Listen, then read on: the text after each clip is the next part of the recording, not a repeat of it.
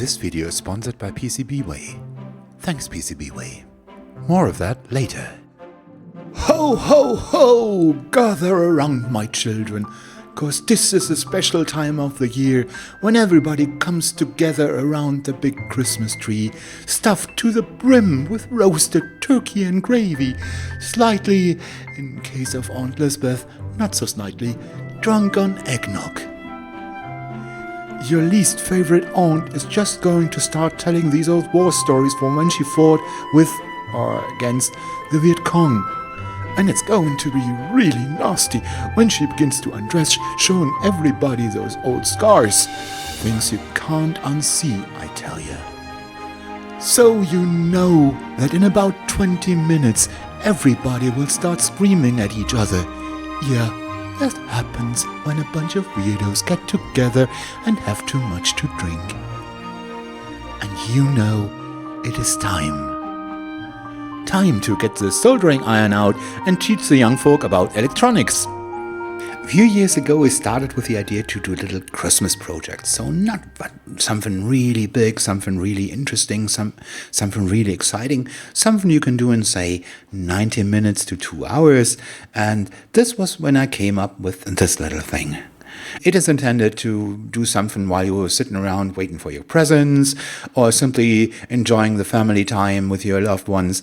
If you want to have something to do that has some educational value, I think this is a good thing. If you're living in a country that doesn't celebrate Christmas, well, still a good thing for teaching people who want to start with electronics, I guess. So let's have a look.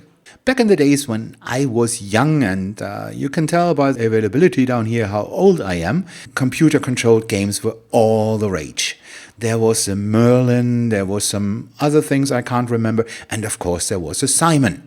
This has these 4 pads over here, and they light up in a random sequence, and you have to press them. This is simply a memory with colors and sounds, and I can even play this online these days. Yeah, the world is a strange place. So here's my free Simon. I show you how it works. This is easier to see than how to explain. Okay, play now. What was the first one again? Green? Blue it was. This time I got it. Red one. Okay, press red and the Simon is happy and goes ding ding. Ding, ding, ding. You can guess this.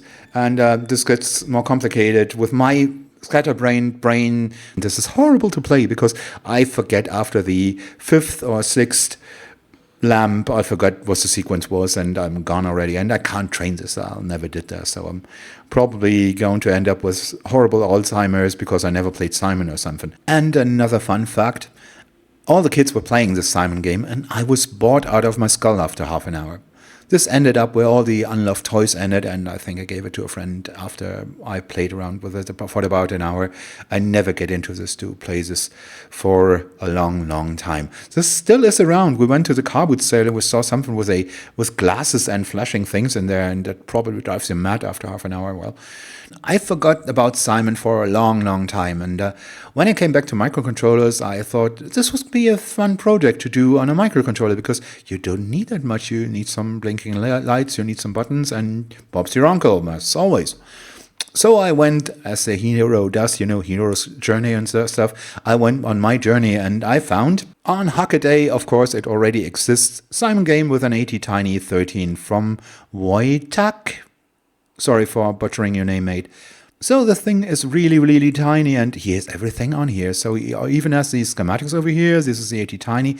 I was going for not for the ATtiny because even back then I had ATtiny 85 lanes around, and I was going for the 85. So I adapted this to 85 and kept most of the circuit diagram. He does really clever things in here that I explain when we get over to the circuits. And as it says over here, 8-bit microcontroller have 1 kilobyte of flash and 64 bytes of EEPROM. This is tiny. After porting this to the enormous space in the ATtiny 85, which had 8 kilobytes, I had so much space left, and I included some Easter eggs. You maybe want to have a look in the code to find out what they are. I won't tell you. No, I won't. I know there are competitions out there to make these things so tiny that you barely can touch them. You have use a pencil or something to push the little buttons. I wasn't going for that. I wanted to have something that I can hold in my hands. I have pretty big hands. So I designed a board with through-hole components, easy to solder, easy to program. So this still is, in my eyes, a very good beginner's project. So let's head over to the schematics, right? So this time we won't do a complete walkthrough through the code, because somebody said he want to see me soldering. Okay, we do the soldering part, but this takes time from the explaining how code works. Since this isn't my code, you maybe want to go through the original code, because there are Easter eggs in here, and I did all the quirky things in here, all the Easter egg stuff, and you maybe want to have a look at the code to find out how they work, how they activate it. I can tell you there's Pippi Langstrumpf in here, there is a guitar tuner in here, there's a little metronome in here, and something else that I already forgot. Well, you know, it's a long time ago. As usual, in the download there is the complete IDE included. And it's already set up for you. You don't have to do anything here. So it's set for the ATtiny. There's the chip for that. Don't forget, if you have a fresh chip here, burn the bootloader. The chip doesn't know what its clock frequency is, and this could end in very strange behavior. I know, there is no bootloader. Burning the bootloader in this context means setting the flags right so the chip knows what its clock, what the millis are, blah, blah, blah, blah, all this mumbo-jumbo. To program the chip, you simply go over to Sketch, upload using programmer, and you know, there's a video with a programmer for an ATtiny 85. So build this thing first, or maybe order both PCBs at the same time, because this thing is easy to build. There are some LEDs on there and some SMD resistors, so should be easy for everybody. And if you flash the CPU correctly, we can get the soldering iron hot and do some soldering. Alright, I never did this on camera, so this is a first. Against all popular belief, this isn't a permanent setup over here. My webcam is dangling from a mounted arm here, my mic is hanging in a very awkward position, and the little thing over here you see is my notebook, because there is not much workspace over here. So if this gets wonky, you've been warned. So of course the first thing we're going to need is a little PCB, and here it is in all its glory. And maybe the camera can get in focus here. So yeah, it's a blue one, I know, and this is new for me because I normally go for black ones, but blue ones look fine here. On the back side there's nothing much except a, come on camera, except that little note here, 2020, so this is some time ago. Alright, what else do we need? Of course we're going to need the little CPU, so here is the ATtiny 85. And since it's a DIL package and we have the luxury of that, a socket for that, of course. Continuing with some buttons over here, and these are my buttons that I choose. These are the ones that only have 2 legs, so you normally find them with 4 legs. I find them very easier to solder with 2 legs, and this way I could use a pin row over here instead of the little button. And this is quite handy if you want to change the functions around and if you play around. You even could use a switch in these 3 holes. So best of both worlds, I guess. Of course, we're going to need some LEDs and some resistors. They up here and sleeping in their little cages over here. And I don't want to unpack them now because I'll probably get them all messed up and then I have to look around where they are. 2 things left.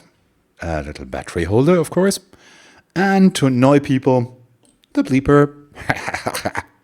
I'm getting some tools ready right now, so I have this very old sponge over here for my soldering iron. This is old as F. You know what I mean.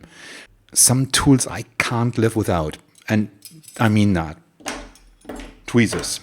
Especially the ones that are reverse tweezers. I'm going to use them to hold down the components, as you'll see in a minute, and I love them for that. I don't need these helping hands things with all the octopussy things grabbing around. I simply use these tweezers. I normally have 3 or 4 lying around while I'm doing stuff, and when I need to hold bigger stuff in, I have these metal ones. I have no clue where I get these from, but these are really great because they can hold a bit more like these ceramic ones. Ceramics ones, I love them because there is no heat transfer. If you're using metal ones, well, there's always heat transfer. Downside here is the front side is not as sharp as a metal one. So for SMD work, maybe metal ones, but I still get around with my tweezers here. Of course, you're going to need a snipper, and I'm a bit a snob for that. I like my Knipex here. I know we normally use these cheaper ones from AliExpress where one costs $1, but I really like this Knipex stuff. If you invest in this, this holds for 10 years and then you pay $40 for that. This is, in the long run, this is maybe cheaper than buying the cheap ones from the Chinese shop. Of course, we're going to solder, so we need, no, not flux, I'm not speaking about flux, some solder. Yeah, and again, this is something that maybe going to shock you. This is 1 mil and it's leaded. Yeah, I love my leaded solder. And 1 mil, because I always had the feeling when I use this 0.5 or very thin solder that I'm pushing in and pushing in and pushing in and pushing in stuff and nothing's happening. With 1 mil, I'm totally fine. Yeah, I'm doing my SMD work with 1 mil. Yeah, laugh at me if you like. And the last big surprise, no, I don't have a fancy soldering station. I use this old thing over here. This is an ERSA German thing, of course, 16 watts, I think, and this has this really, really old soldering tip, which is actually a pointed one, because of these, you only get ones that are really, really big, and yeah, you could do this with here, but I'm fine with a pointed one. So we're going to use this one. Since somebody did a really good job in pointing all the numbers on here, so I don't need a schematic to do this PCB. Again, big upside for a beginner. I want to start with the resistors because they are inside and they are normally the lowest components. Yeah. So I need a 180, a 680, a 330 and a 220. And if you ask, why are they not the same? Because the LEDs have different colors. So the forward voltage of the LEDs will be different and you need a different resistor to have them in the ballpark as the same brightness. So let's start. I see the 180 over here at first, so let's start with the 180. And here's another tool I really, really love. These are these Widerstandswerke. I don't know what they're called in English. You simply go here and you check out it's my pitch over here, and my pitch is somewhere here. So I need this here, and then I got my little resistor. Put it in here, simply fold it down, and now I know this is the right size for that. Simply drop in the resistor.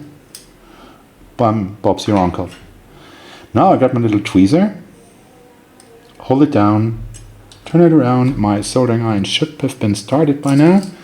So let's get the iron.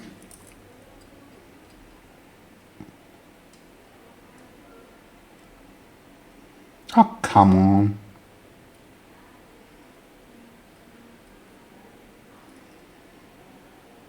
Number 1.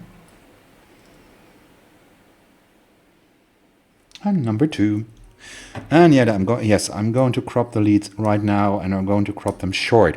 I know there's discussion out there telling people, oh, don't do this, let's leave some leeway there. Sorry guys, in 30 years of electronics never had problems with that, so I'm sticking to my plan here. Yeah, let's do this with the rest of the resistors. I maybe do a fast forward here.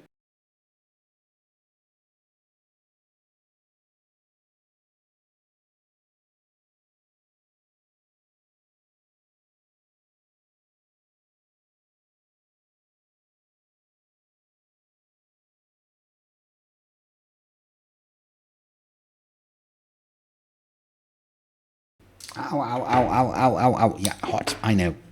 If you were thinking, what's wrong with this picture? This is probably that I'm left-handed. So if you're thinking, okay, he's holding everything the wrong way around. Yeah, that's just me. Sorry for that. I can't do this the other way around. You maybe want to flip the video in post. You could do that, but I'm too lazy to do that, you know? So are these resistors all the same orientation? They probably aren't. No, they aren't. So this is something you could do if you want to go do really nice. You could do the same direction for every resistor for a function that doesn't do anything. So, you know me, lazy dad, right? Okay, next thing on the list. I think it's a battery holder. Just as simple because we simply pop it in here. Come on, get in there. Grab a tweezer, reverse tweezer, and simply drop this on here.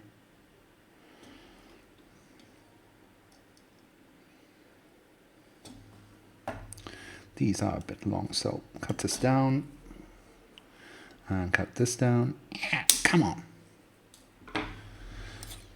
Rightio. I could use a little chip socket. If you never soldered this, there's a little notch. You maybe one can see this over here. There's a little notch and there's a little marking on the board with a little notch. So this is the front of the chip.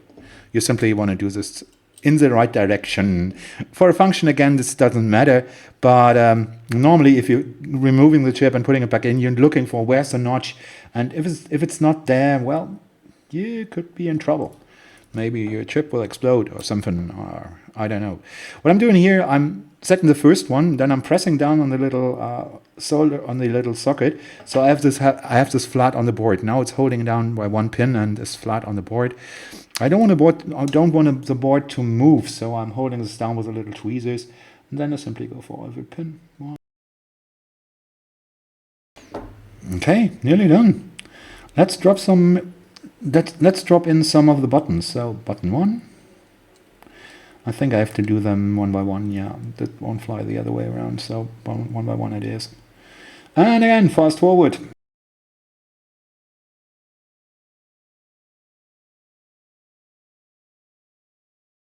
By the way, if you're thinking right now, oh, there are horrible soldering fumes, and isn't that going to die horrible on cancer or something? You don't see any lead burning there. Lead has a way higher temperature than this could be, and the only thing that would be really dangerous would be lead, because lead is poisonous. What you see there smoking is simply flux. This soldering wire over here is actually a hollow tube, and in the middle there's some flux. Yeah, there's flux. I'm using flux here without using flux, you know? And what you see here burning is the flux that evaporates. So, and since this is a natural product, there's no harm done. It's simply that sometimes the smell is a bit annoying. So, but oh, I got one that has already been used here.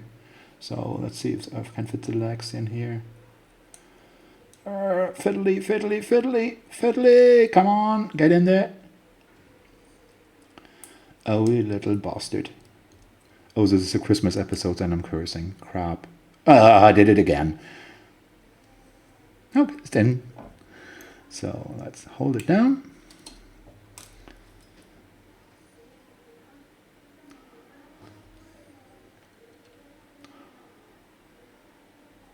Oh, come on. All right, cut down the legs. And of course I have some dish over here. This is actually a reused holder for electrical tape. And I try to get them all in there. And this is probably the moment when you have them all in there and then you hit the table and they fly around all over the room. And yeah, these are nasty if you're running around barefoot and get them into your food.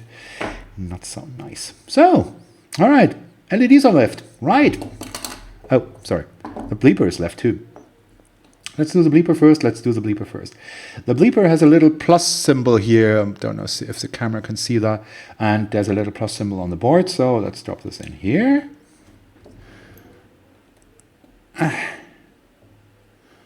Nice big pads. This is a pet peeve of mine. If I'm doing a layout, I try to get the pads as big as possible to make this easy, because if these are tiny pads, just probably the same size as a drill holes, and this is hard to solder. And with big pads, well, you simply drop everything together and you're done. Easy peasy. So what's left? LEDs are left. So they named over here red, yellow, orange, and green. And how do you get where is what? In German, there's an easy way to do this. You can say, die kurze ist die Kathode, starts both with a K. And cathode is normally the thing that goes to ground. So the other one, the longer one, would be the plus one. So let's do this. So the plus one is the longer one. Drop this in there. And now I'm at a point where my little trick with the tweezers doesn't work. So I'm grabbing this from the other side. And I'm only soldering one pin now. Oh, and burning my thing here. Now I'm pressing down on the little, this is in shot, it is in shot. Now I'm pressing down on the little LED, it clicks once, and now I know it's flat on the board. And again I hear people screaming, no, you can't do this with the LED, it needs some millimeters distance to the board. Heck, it works. All right, this isn't very interesting to see. Fast forward, please.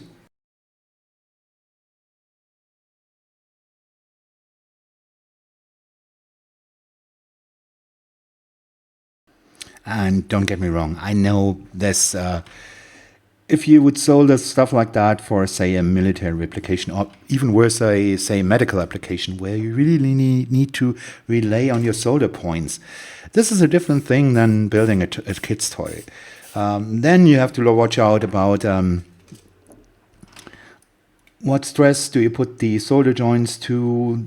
But then you have probably some.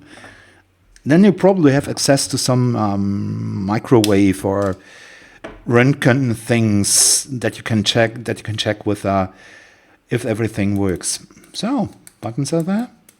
We need a coin cell and we need to plug in the CPU. One moment, please. And yeah, I'm that optimistic that I already removed everything and just left with the last things over here. So nothing much more to do. So let's drop in the little CPU that has a little mark already. Ah, this is hard to do.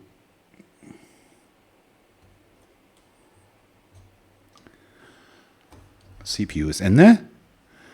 And little coin cell, this is a 2032. So let's drop this in there. And there was my sign of life that I was waiting for. Okay, let's play a game. Want to play a game? Okay, I think it's that green. Play green. Happy sound. 2 greens. Happy sound. Happy sound.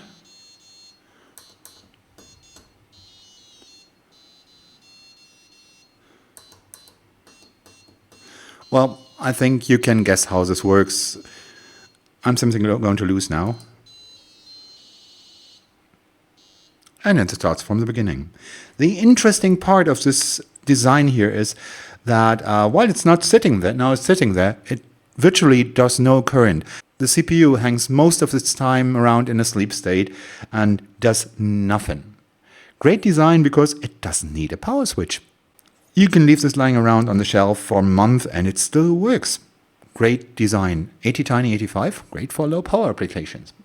So since it's Christmas right at the doorstep, we need to get a PCB ASAP. So let's head over to PCBWay and find out how we can order PCB there.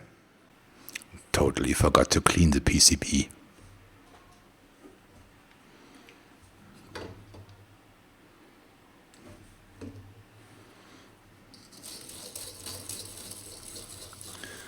Okay, now everybody's happy. I hope that you are. Okay, now let's get over to PCBWay.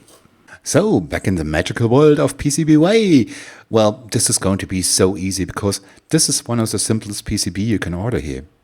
You simply go for a quote now. Don't do anything here. Simply go quote now. Go for a quick order PCB. Add the Gerber file that you downloaded from the download in the descriptions, you know. And you're nearly done now. Simply select how many pieces you want. 5 pieces is normally enough.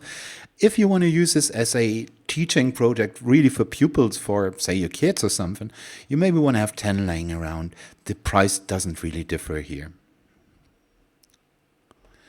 I'd normally choose a different thickness of the board.